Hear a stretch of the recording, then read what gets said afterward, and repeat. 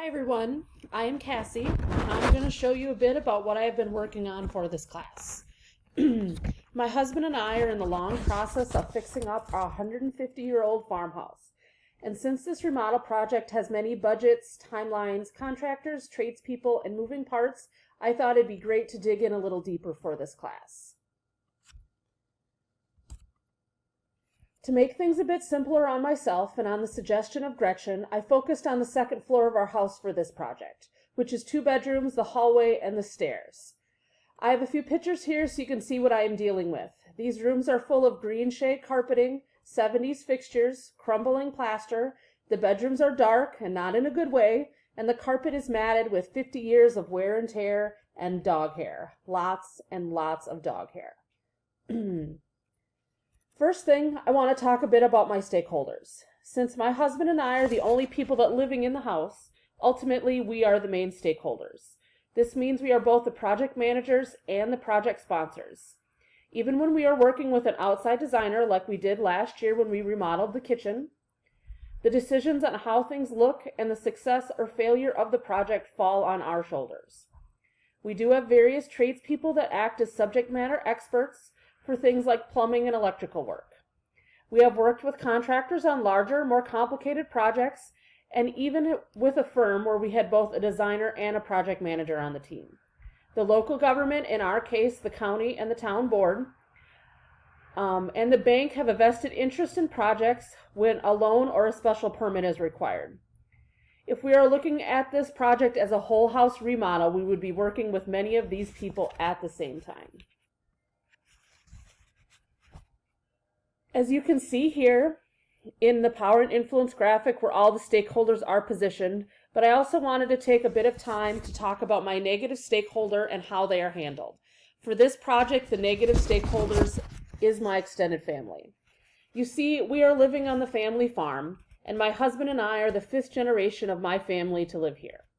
For this reason, the house and the outbuildings mean a lot to many different people like my aunts, uncles, and cousins, many of which have never lived here.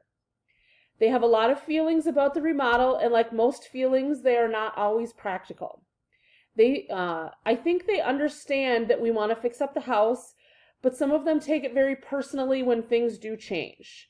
The fact that I replaced the curtains in the living room and the dining room caused one of my aunts to storm out of the house in tears. I don't even have words to describe how mad people were when we were talking about taking down the barn a few years ago before it fell down and hurt someone. The barn was in terrible shape, we weren't using it, and it was leaning more and more every day. Luckily, a windstorm came and took care of that problem for us. This leaves us in a strange position, as my extended family have lots of thoughts and opinions, but we don't really care what they think. I have always been pretty close with my family, and this has grown since I have lost my own parents, so this gets a little tricky. I talked about it a bit in my communication plan assignments, but we usually tell them what we are working on over the course of regular catch-up conversations, but we discuss it in broad strokes. So I say things like we are fixing up the kitchen instead of going into details about the gut job that it is going to be. They don't usually see the outcomes until they are finished or all the major updates have been completed. That way their judgments and opinions don't make my husband and I second guess ourselves. And since by that time it is too late for the stakeholders to stop us, they seem to be able to accept the changes that we have made much more gracefully. Luckily for me, a remodel project flow is fairly straightforward. As you can see from the graph here. As in, you probably don't want to put new furniture in before you redo your floors.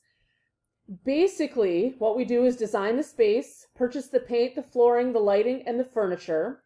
We paint. That way I can spill paint all over the floor if I want to. The lighting and the flooring can then be installed, and then we put the furniture in, and then we are finished. If only these kind of projects work as smoothly as this diagram makes them look. Finally, I want to talk a bit about risks.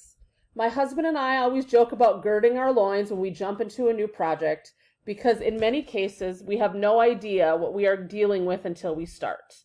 Since the house is so old and many of the fixes and updates that have been done over the year were handled inexpertly, to put it kindly, or horrifyingly in some cases, like the piece of tin that was hiding a hole in the floor in the bathroom. These projects end up being far more involved than we were planning, and they cost more. During our kitchen remodel, we found out that the wiring behind the old cabinets was so old that we were one appliance away from burning down the house. We also found out at the worst possible time that the floor in our bathroom was so rotten that according to the contractor, we're lucky that nobody fell through the floor. This kind of thing is always in the back of our minds when we're starting a new project, and the easiest way to prepare for this risk is to accept that it's going to happen. We usually pad our budget a bit for extenuating circumstances, and we also have pretty loose expectations as far as time is concerned. Because once in a while, we will find something horrifying, then the timeline is just thrown out the window.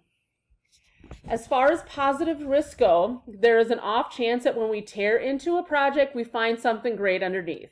I have this dream that when we tear up that nasty shag carpeting, that we will find beautiful hardwoods underneath. But since we remodeled most of the first floor already and we haven't found them, I think this is pretty far-fetched. Worst case scenario is that we end up buying supplies that we don't need. And these can either be returned to the supplier, they can be sold, or used at a different part of the remodel because we have many rooms left to go. I want to thank you for taking the time to watch my presentation. And if you have any questions or are curious what we do eventually find under that nasty shag carpeting, please let me know. Have a good rest of your day.